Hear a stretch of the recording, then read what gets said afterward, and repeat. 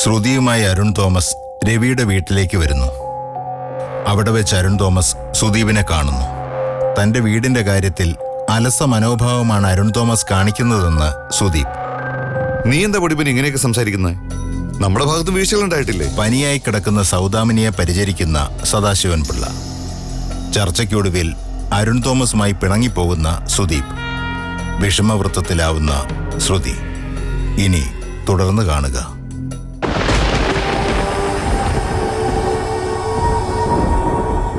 നിങ്ങൾ ഇത്ര അഭിനേതാക്കളും കഥാകാരന്മാരും കഥാപ്രാസംഗികരാണെന്ന് സ്വപ്നത്തിൽ പോലും ഞാൻ വിചാരിച്ചിരുന്നില്ല. പൊടിമോനെ പ്ലീസ് ശബ്ദം കുറച്ച് സംസാരിക്കേ. താഴെ അച്ഛനമ്മ കേൾക്കും. അതാണ് ഇപ്പോഴത്തെ പേടി. ഞാൻ വന്ന് കയറി ആ നിമിഷം മുതൽ കേൾക്കുന്നതാ ഏച്ചി കെട്ടി മുഴിച്ചിരിക്കുന്ന പോലെ അവളെ പറ്റിയുള്ള പുകഴ്ത്തലുകൾ. അവരും കേൾക്കട്ടെ നിങ്ങളുടെ നാടകങ്ങളൊക്കെ. അവരെ ഇത് തന്നെയല്ലേ പറഞ്ഞ് പറ്റിച്ചിരിക്കുന്നേ. പൊടിമോനെ പ്ലീസ്, ഞങ്ങൾക്ക് പറയാനുള്ളതൊന്നും നീ കേക്ക്. അത് സബിച്ചേച്ചി അക്കോട്ട് പറഞ്ഞിട്ടുണ്ടല്ലോ. ഇനി എന്റെ രവിച്ചേന്റെ വക പ്രത്യേകിച്ച് പുതിയ തിരക്കഥയുണ്ടോ? എനിക്കൊന്നും കേൾക്കണ്ട.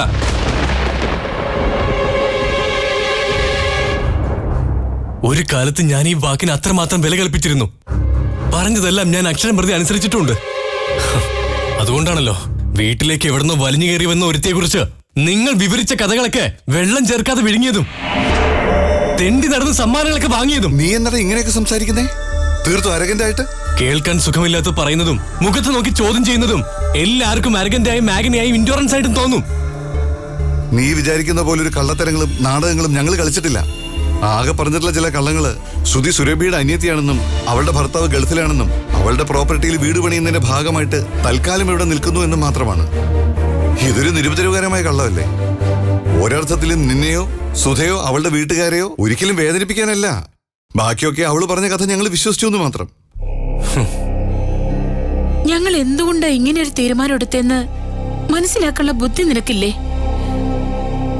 ഒരു കുഞ്ഞെന്ന സ്വപ്നം, ഈ വീടിന്റെ നടുത്തളത്തിൽ ഒരു ഊഞ്ഞാല് കെട്ടി തൊട്ടിലാട്ടാൻ ഒരു കുഞ്ഞിനു വേണ്ടി. ഇവിടെയൊക്കെ കളിച്ചും ചിരിച്ചും ചിണുങ്ങിയും ഓടി നടക്കാനൊരു കുഞ്ഞ്. അത് മാത്രമേ ഞങ്ങൾ ആഗ്രഹിച്ചുള്ളൂ. നിങ്ങളൊക്കെ ഏത് ലോകത്താ ജീവിക്കുന്നത്? എവിടുന്നോ വയറും വീർപ്പിച്ച് വലിഞ്ഞു കയറി വന്നവള് ആരുടെ ജീനാണോ ആരുടെ ഗുണമാണോ ഒന്നും അറിയാതെ ആ കുഞ്ഞ് ഈ തറവാട്ടിൽ വളരണോ അല്ലേ? കഷ്ടമാണ് രവേട്ടാ. അവൾ എത്രമാത്രം ശരിയുള്ളവളാണെന്ന് നിങ്ങൾ ആരെങ്കിലും അന്വേഷിച്ചോ? അവളുടെ പേരിതാണോ? ഏതെങ്കിലും ഒരു ID കാർഡ് നോക്കി അവളെ നിങ്ങൾ പരിശോധിച്ചിട്ടുണ്ടോ? ഉണ്ടോ? അറ്റ്ലീസ്റ്റ് ഏത് ജാതിയാണെന്നെങ്കിലും നോക്കിയോ? പൊടിമോനെ, നിന്റെ മനസ്സിൽ ഇടുങ്ങി പോയത് എന്നു മുതലടാ? നീ അങ്ങനെയല്ലല്ലോ ഈ വേണ്ടി വളർന്നത്. Just leave your so-called utopian ideologies and trying to leave the present situations. നിങ്ങൾ ദത്തെടുത്ത് വളർത്തുന്ന ആ കുഞ്ഞ് നാളെ ഈ വീടിന്റെ അവകാശിയാണ്. എനിക്കൊരു കുഞ്ഞുണ്ടായ പോലും അവൻ ഈ വീട്ടിൽ രണ്ടാമനാണ്. ഈ കുടുംബത്തിന്റെ സൽപ്പേര്, സ്റ്റാറ്റസ്, അങ്ങനെ പലതും അവനിലൂടെ അറിയേണ്ടത്. എന്തുറപ്പാ നിങ്ങൾക്കുള്ളത്? അവൻ ഇതെല്ലാം കാക്കുമെന്ന് നിങ്ങളെ സ്നേഹിക്കുന്നു.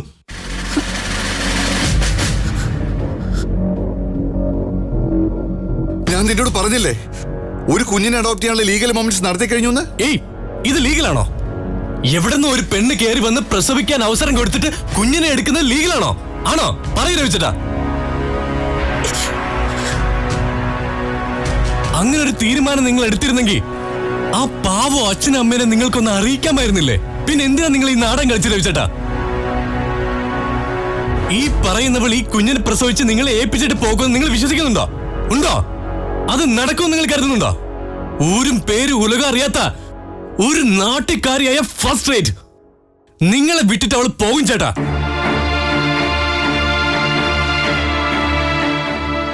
അവള് പെറ്റ കുഞ്ഞിനെ വിലക്ക് ഏതെങ്കിലും പിച്ചക്കാരനെ ഏൽപ്പിച്ചിട്ട് വിട്ടിട്ട് പോകണ്ടേ ചേട്ടാ? പൊടിമോനെ, നീ എന്തേ പറയുന്നത്? ആരോട് നീ സംസാരിക്കുന്നത്? കുറഞ്ഞ പക്ഷെ ഞങ്ങൾ പറയുന്നത് എന്താണെന്ന് നീ ഒന്ന് കേൾക്കാനെങ്കിലും തയ്യാറാവ്. ഞങ്ങളുടെ ഭാഗത്തൊന്നും നീ എന്താ ആലോചിക്കാത്തത്? നിങ്ങളുടെ, എന്റെ, അച്ഛന്റെ, അമ്മയുടെ എല്ലാവരുടെ മനസ്സിൽ നിന്നുകൊണ്ടാണ് ഞാൻ പറയുന്നത്. നിങ്ങളെടുത്ത ഈ തീരുമാനവും എഗ്രിമെന്റും ഇറ്റ്സ് റോങ്. ഈ പെങ്കൊച്ചിനെ ഈ നിമിഷം ഈ വീട്ടിൽ നിന്ന് ഇറക്കി വരുന്ന പ്രശ്നമേ ഉള്ളൂ. അച്ഛനും അറിയില്ല, അമ്മയും അറിയില്ല, ഒരൊറ്റ മനുഷ്യനും അറിയില്ല. ജയസുധിക്ക് അവളുടെ വീട്ടുകാർക്ക് സമാധാനാവും. പരിഹരിക്കാനുള്ളത് ഈ നിമിഷം പരിഹരിക്കണം രവിചേട്ടാ. അവളെ ഇറക്കി വിടണം ഈ രാത്രി തന്നെ. നാളെ നേരം വെളുക്കുമ്പോ അവളെ ഇവിടെ കാണരുത്. വേണ്ട, വേണ്ട രവിയേട്ടാ.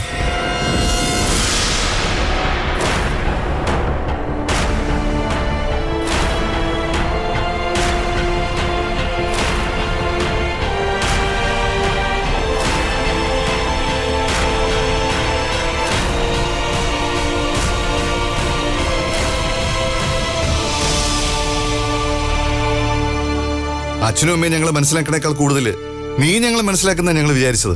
നിനക്ക് സന്തോഷമാവുന്ന വിചാരിച്ചത്. അച്ഛൻ പഴയ മനസ്സുള്ള ഒരാളാ. ഇത് ചിലപ്പോൾ അംഗീകരിച്ചൊന്നും വരില്ല. അവൾ ഈ പ്രസവം വരെ ഇവിടെ കാണൂ. അത് കഴിഞ്ഞ് അവള് പൊയ്ക്കോളും. അതുവരെ അവളിവിടെ നിന്നോട്ട് പൊടിമോനെ. എനിക്കൊരു തീരുമാനമുള്ളൂ നിങ്ങളോട് പറയാൻ. അത് ഞാൻ പറഞ്ഞു കഴിഞ്ഞതാണ്. അവൾ വന്ന വഴി അവൾക്കറിയാമായിരിക്കും. റെയിൽവേ സ്റ്റേഷനിലോ ബസ് സ്റ്റാൻഡിലോ എവിടെ വേണേലും കൊണ്ടുവിടാം. അവൾ ഇവിടെ കൊണ്ടുവന്ന് ആക്കിയോളുണ്ടല്ലോ.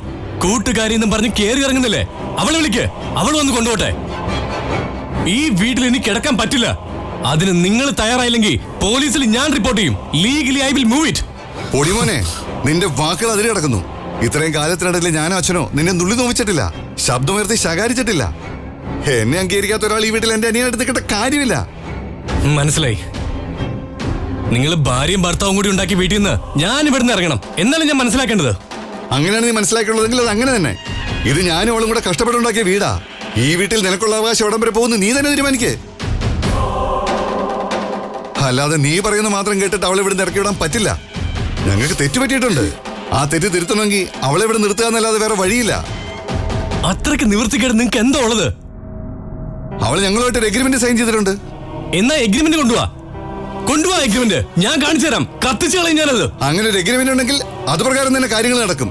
അവൾ ഇവിടെ തന്നെ നിൽക്കും, ഇവിടെ തന്നെ പ്രസവിക്കും. അത് എന്നെ സഭയുടെ തീരുമാനമാ. എന്നാ പിന്നെ അവളെ രണ്ടാം ഭാര്യയായിട്ട് താലി കെട്ടി കൂടെ പറപ്പിച്ചോടെ? അതോ അവളുടെ വയറ്റിൽ കിടക്കുന്ന കുഞ്ഞ് നിങ്ങളുടെയാണോ?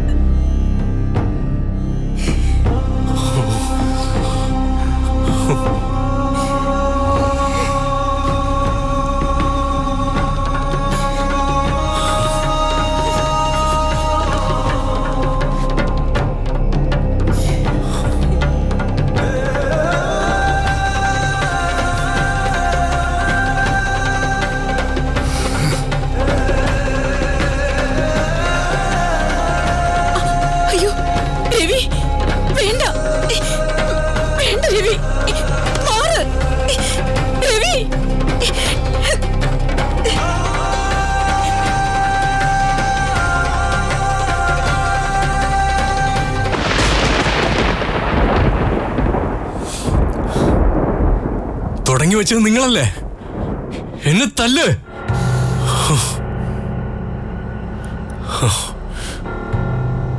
എന്നെ തല്ലാൻ നിങ്ങളല്ലേ തുടങ്ങി വെച്ചത്? നിങ്ങൾ തല്ലിയാലേ എനിക്ക് തിരിച്ചു തല്ലാൻ പറ്റുള്ളൂ. തല്ലാൻ തല്ലണോ? എടോ തല്ലാൻ. 12ാമത്തെ വയസ്സില് അമ്മയിട്ടു പോയപ്പോ ഞാനേ ഉണ്ടായിരുന്നുള്ളൂ, അച്ഛനായിട്ട് അമ്മയായിട്ട്. ഈ തൊളത്ത് കിടന്ന നീ ഉറങ്ങി. അറിയോ നിനക്ക്?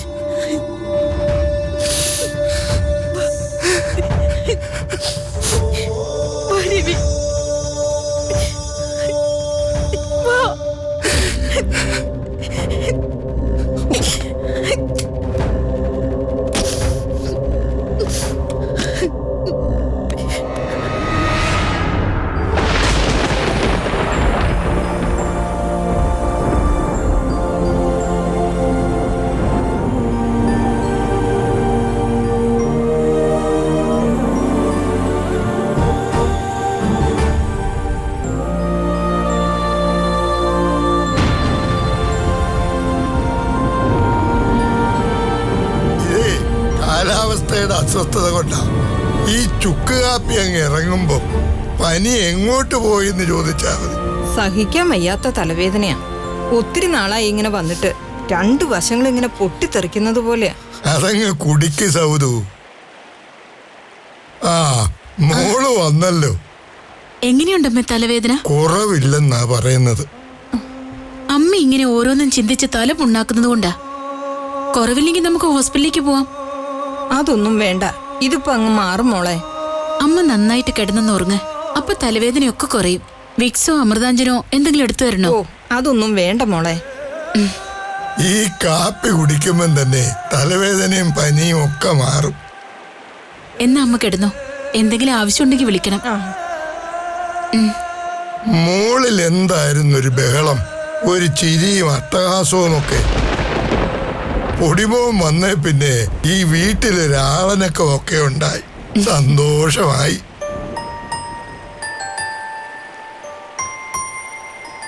സൗദു, യൂക്കാലിപ്റ്റിട്ട് ഞാനൊരു വെള്ളം ചൂടാക്കി തരാം. അതൊന്ന് ആവി പിടിച്ചാൽ കഫം മാറിക്കിട്ടും, തലവേദനയും കുറയും. അതൊന്നും വേണ്ട പിള്ളച്ചേട്ടാ, പോയി കിടക്കാൻ നോക്ക്. വയ്യാണ്ടിരിക്കല്ലേ. അതെങ്ങനെയാ സൗദു? നീ ഇങ്ങനെ സുഖമില്ലാതെ കിടക്കുമ്പം എനിക്ക് കിടന്നാൽ ഉറക്കം വരികയില്ല. പണ്ട് സരസ്വതി ഇങ്ങനെയായിരുന്നു. അവക്ക് പനി എതിലെവിടെങ്കിലും പോയാൽ മതിയായിരുന്നു. ഭയങ്കര പേടിയാ. പിന്നെ ഞാൻ അവളുടെ കയ്യെ പിടിച്ച് അവിടെ അടുത്ത് തന്നെ ഇരിക്കണം. കൈയൊന്നു മാറ്റിയാലോ അപ്പോഴറിയും, ഉടനെ മുറുക്കി പിടിക്കും. ഞാൻ അങ്ങനെ അവളെ പിടിച്ചോണ്ടിരുന്ന അവിടെ പനി മാറുമെന്നാ അവിടെ വിശ്വാസം. പാവം, അവള് നേരത്തെ അങ്ങ് പോയി. ഒരു പനി വന്നതാ. പൊടിമോന്റെ 12ാം പിറന്നാളിൻ്റെ അന്ന്. ദൈവത്തിന്റെ ഓരോ ലീലാവിലാസങ്ങൾ. ഇതൊന്നും നമ്മളല്ലല്ലോ തീരുമാനിക്കുന്നത്. ആ ശ്രുതിമോളുടെ മരുന്ന് എടുത്തു കൊടുക്ക്. ആ ഫ്രിഡ്ജിന്റെ അവിടെ ഇരിപ്പുണ്ട്. അതാണെ ആരെങ്കിലും എടുത്തു കൊടുത്തില്ലെങ്കിൽ കഴിക്കത്തുമില്ല. ഞാൻ പോയി എടുത്തു കൊടുക്കാം. ഞാനേ ഒരു ഷീറ്റ് വിരിച്ച് ഇവിടെ കിടക്കാം. അവതയ്ക്ക് വല്ല ആവശ്യവും വന്നാല് അവിടെ കിടന്നാ ഞാൻ ഉറങ്ങിപ്പോവും. അതൊന്നും വേണ്ട, പിള്ളച്ചേട്ടൻ അവിടെ തന്നെ കിടന്നാ മതി. എന്നാ പിന്നെ ഞാൻ സോഫായെ കിടന്നോളാം. ഒന്നാമതേ മഴയാ. എന്തിനാ ഇങ്ങനെ ബുദ്ധിമുട്ടുന്നേ? ഓ, ഇത് വല്ല ഒരു ബുദ്ധിമുട്ടാണോ? ഞാൻ മരുന്ന് കൊടുത്തിട്ട് വരാം.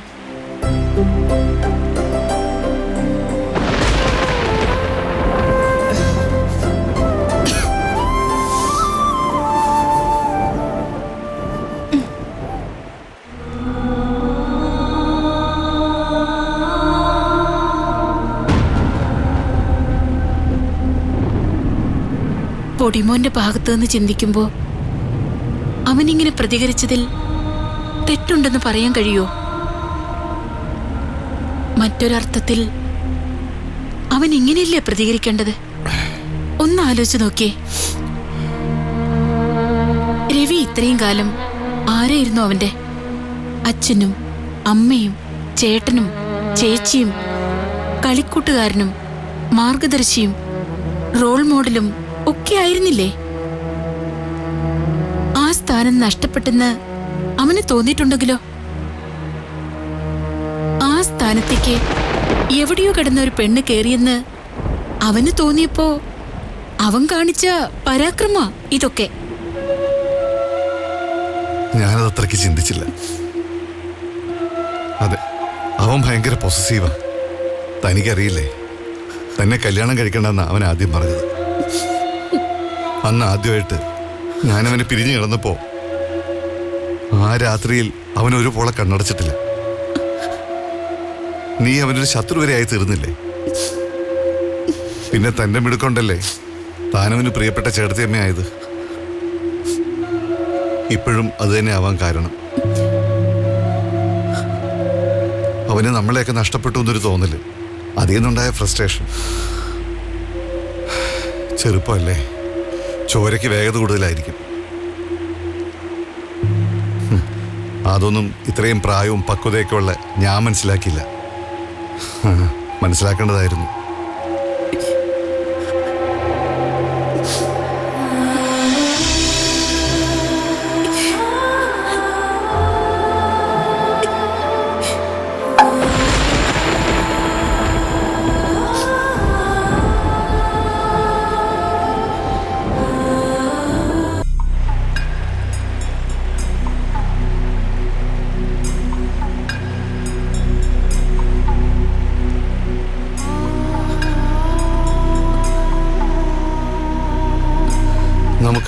തൽക്കാലം ഒന്ന് മാറ്റി നിർത്തിയാലോ?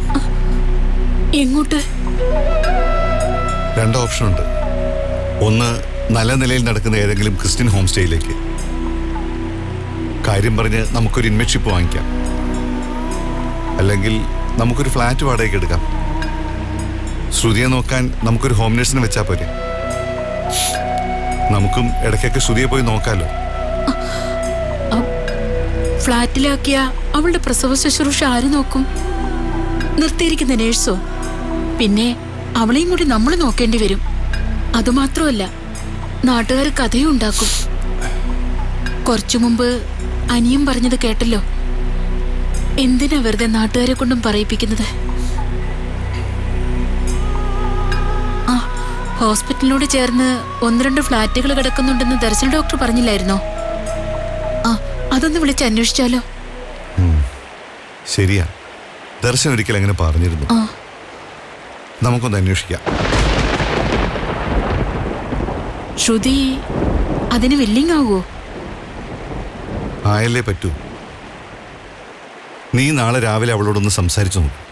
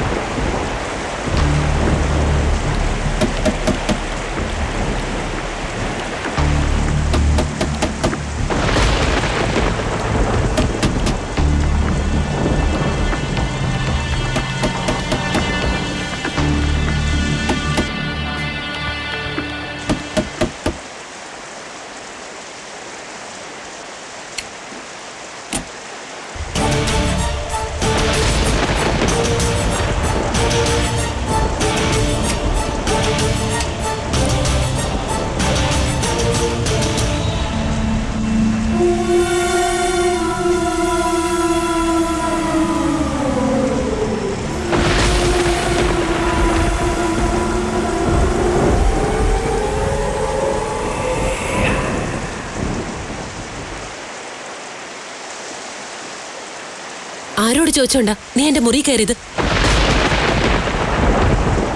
ഞാൻ നിന്നോട് ചോദിക്കേണ്ട ചോദ്യം നീ എന്നോട് തിരിച്ചു ചോദിക്കുന്നോ? ഇത് എന്റെ വീടാ. ഇതിനകത്ത് എവിടെ കയറുന്നതിന് എനിക്ക് ആരുടെ അനുവാദവും ശുപാർശയും വേണ്ട. പക്ഷെ നീ ആരോട് ചോദിച്ചിട്ട് ഈ വീട്ടിൽ കയറിയത്? എന്ത് നാടൻ കളിച്ചിട്ടാ നീ ഇവിടെ ഉള്ളവരെ പറഞ്ഞ് പറ്റിച്ചിരിക്കുന്നത്?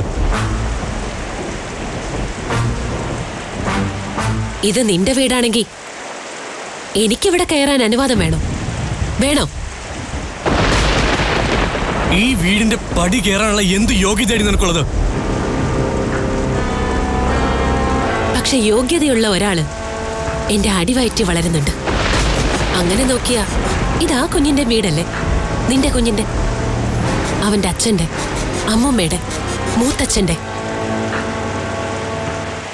ആ അർത്ഥത്തിൽ അവൻ ആരോട് അനുവാദം ചോദിക്കേണ്ട കാര്യമല്ലല്ലോ. അവനെ ചുമക്കുന്ന എനിക്കും. അതൊരു പുതിയ അറിവാണല്ലോ.